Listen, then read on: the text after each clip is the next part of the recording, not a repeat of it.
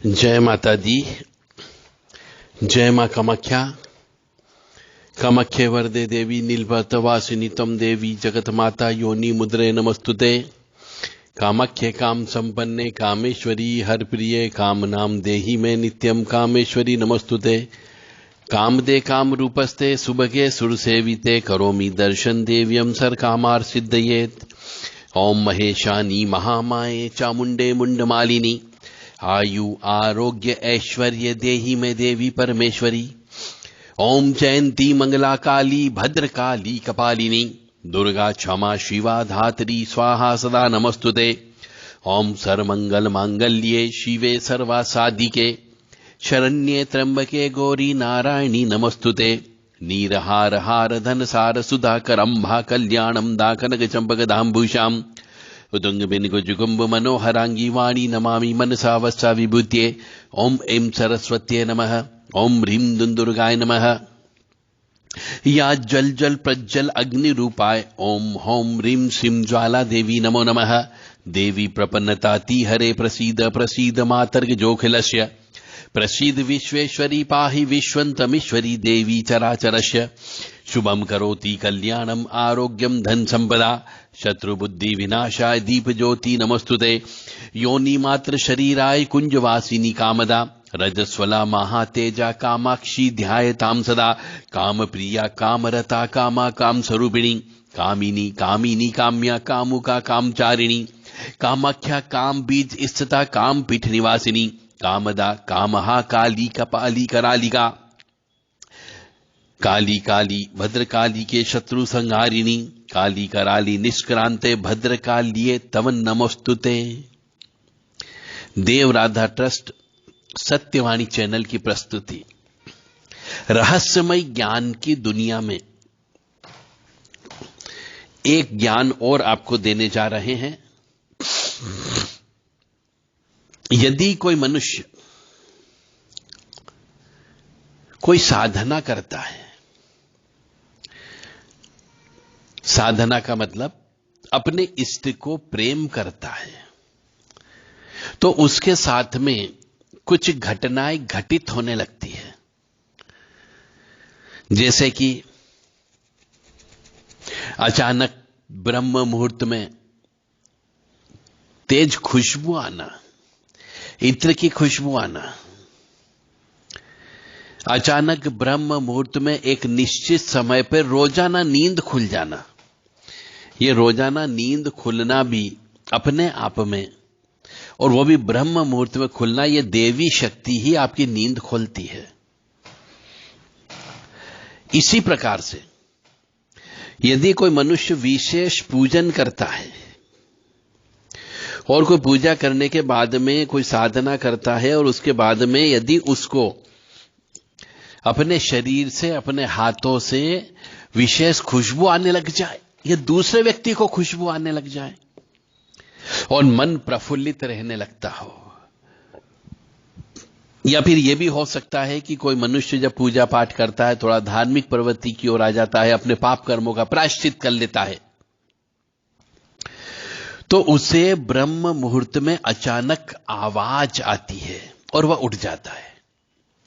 तो इसका अर्थ यह होता है कि उस आत्मा जिसको इस प्रकार की घटनाएं घटित होती है, उसको ब्रह्म मुहूर्त में अच्छी शक्तियां आकर के उठाती है कि उठो, ईश्वर का नाम लो ताकि तुम्हारा भला हो सके, तुम्हारा भाग्य खुल सके। भाग्य खोलने के लिए वो आती है, परंतु मनुष्य उस चीज को समझता नहीं है और उसी नासमझी की वजह से वो अपने भाग्य को बढ़ा नहीं सकता।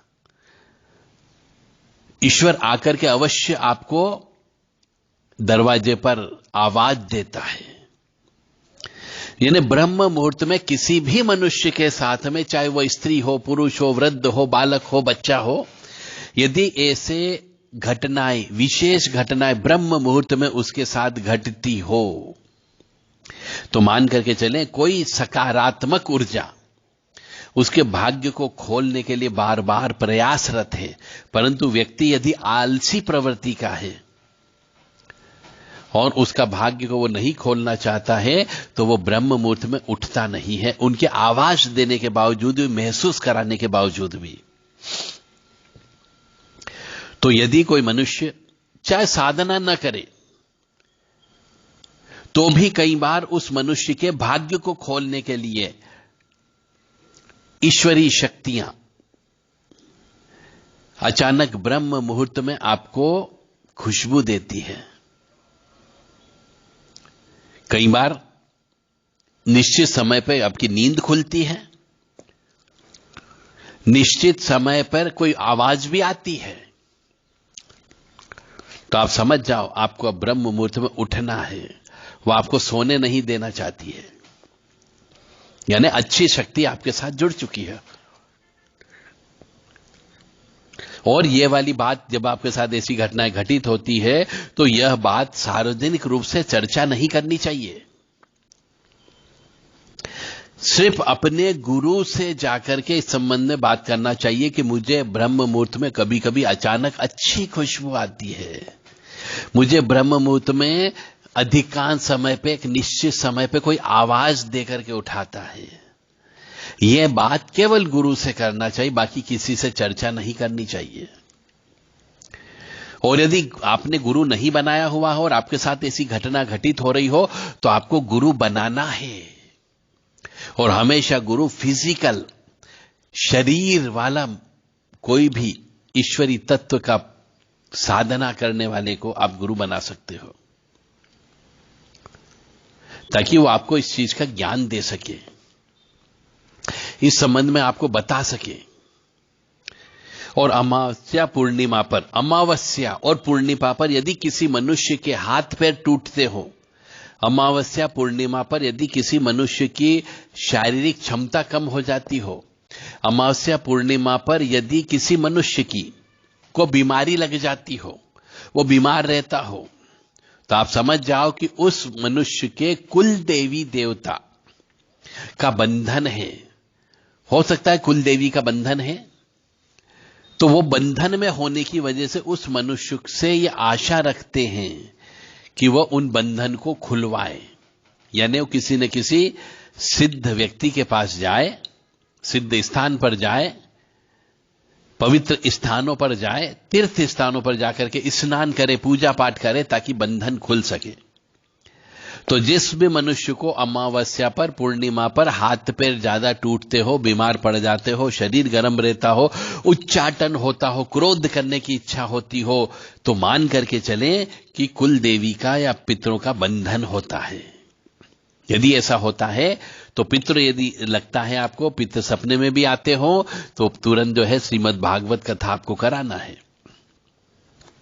और यदि ऐसा लगता, आभास होता है कि हमारी कुल देवी हमसे नाराज होकर के चली गई है, किसी ने बांध दी है, तो उस पवित्र तीर्थ स्थान पर जाकर के स्नान करना चाहिए, पूजन अर्चन करना चाहिए। जो हमारे 52 शक्ति पीठ देवी के बनाए हैं, उन स्थानों पर जाकर के 2-4-8 दिन रह करके पूजन अर्चन करना चाहिए। या फिर किसी सिद्ध महात्मा, साधु, संत, सन्यासी, त्यागी, तपस्वी, उनके पास जाकर के कुल देवी की पूजा अर्चन करवा के उनको छुड़वाने का प्रयास करना चाहिए। यदि किसी मनुष्य को अचानक कुछ क्षण के लिए कोई बदबू आ जाती हो,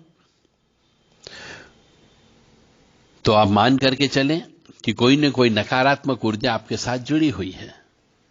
अब बदबू कई प्रकार की हो सकती है। बदबू मांस के जलने की बदबू भी हो सकती, मांस के सड़ने की बदबू भी हो सकती है, या फिर कोई गंदी शौच की बदबू हो सकती है, यूरिन की बदबू हो सकती है, कोई फोड़े पुंसी के सड़ने की बदबू हो सकती है, पेड़ सड़ने की बदबू हो सकती है, मॉइस्चर की बदबू हो सकती है, सीलन की बदबू हो सकती है। तो यदि मनुष्य को बदबू आती हो, चाहे कुछ क्षण के लिए आती हो या एक निश्चित स्थान पर आती हो, तो समझ जाओ कि वहां पर नकारात्मक ऊर्जा का वास है। और यदि आपके इर्द गिर्द महसूस होता हो, तो समझो आपके आसपास नकारात्मक ऊर्जा घूम रही है, उसका इलाज करवाइए। यानी कि आपको अपने हाथों से हवन करना है, पूजन करना है, जप तप करना है, शुद्ध पवित्र नदियों का स्नान करना है।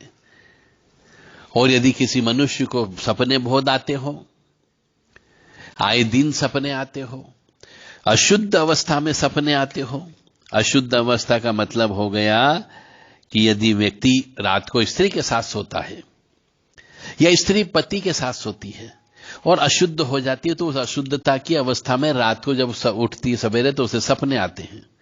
तो अशुद्ध अवस्था में भी यदि सपने आते हो तो समझ जाओ कुछ न कुछ गड़बड़ है आपकी आत्मा के साथ। कोई न कोई आत्मा दूसरी आत्मा पवन एसोसिएट होना चाहती है। इसका भी इलाज होता है, आध्यात्मिक इलाज होता है। और इन सब का जो आध्यात्मिक इलाज है उसमें सर्वोत्तम होता है कि आपको जो सपना आया है, जिसका भी सपना आया हो, उसका हवन करना है, पूजन करना है, उनसे संबंधित आपको दान देना है और हो सके तो आपको अनुष्ठान भी करना है। और ये जितनी भी बातें रहस्यमय बातें होती है किसी से नहीं कहना चाहिए, अन्यथा वो शक्ति चली जाती है। तो ये सब बातें सिर्फ गुरु के साथ शेयर करना है, बाकी अन्य के साथ आपको शेयर नहीं करना है। केवल गुरु को ही बताएं, गुरु से ही इस संबंध में दिशा निर्देश लें और गुरु के कहे अनुसार ही पूजन अर्चन कराएं। जय माता दी, जय मां कामाख्या। यदि आप धर्म प्रेमी बंधुओं की आध्यात्म से संबंधित कोई समस्या हो तो मुझे व्हाट्सएप पर संदेश देकर के उस समस्या का आप हल पूछ सकते हैं, अपनी समस्या शेयर कर सकते हैं।